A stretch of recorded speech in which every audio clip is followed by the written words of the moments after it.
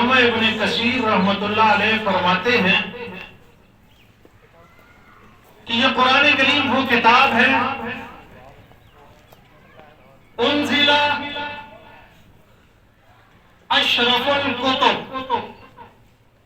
بے اشرف اللغات، کتابوں میں سے سب سے زیادہ شرافت اور کرامت والی کتاب قرآن ہے، جس کو اللہ رب العزت نے ایسی زبان میں نازل کیا ہے جو زبان تمام زبانوں میں سے سب سے زیادہ شرافت والی ہے۔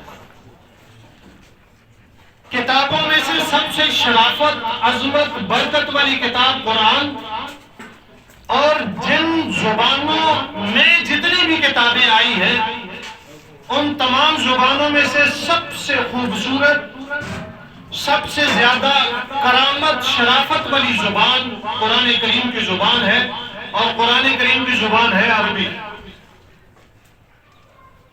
عربی زبان کی جہاں بہت ساری خصوصیات اور فضائل ہیں، ان میں سے ایک خصوصیت یہ ہے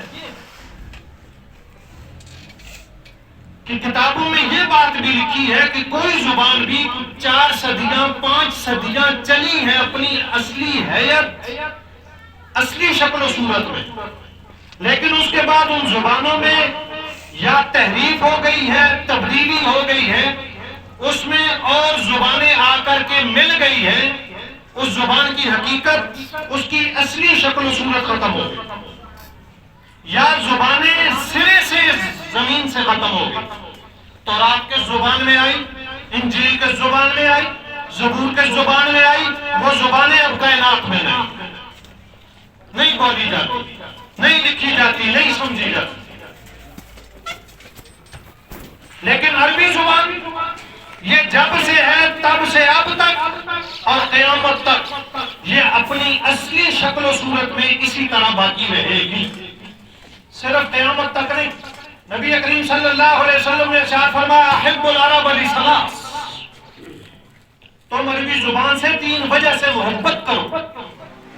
ہم زبانیں سیکھتے ہیں اور سیکھنی چاہیے، اس میں کوئی حرج نہیں۔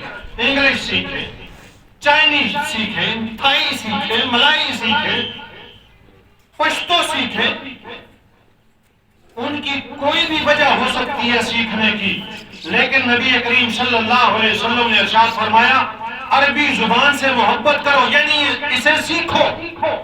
کیوں؟ لِأَنِّي عَرَبِيٌّ، اس لیے سیکھو کہ یہ تمہارے نبی امام الانبیاء حضرت محمد مصطفیٰ صلی اللہ علیہ وسلم کی زبان ہے،